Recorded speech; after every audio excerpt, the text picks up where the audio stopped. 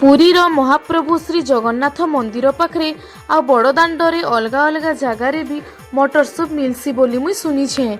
लेकिन भुवनेश्वर निजे मुई पीली आ मते बढ़िया लगला। एते भल लगला जे घरे बने करी सबको टिके मटर सूप पियामी बोली भाभी करी बने देखसी घाए कहली। सेथि लगी नॉर्मली मटर के बतरे करी नून हल्दी संगे सीटी दे देली।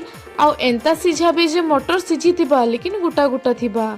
तार परे कांकेर पियाज टमाटर धनिया पतर पुदीना पतर लेंबू सबू के काटी करी आमकोसी अदा के छेची करी रखली।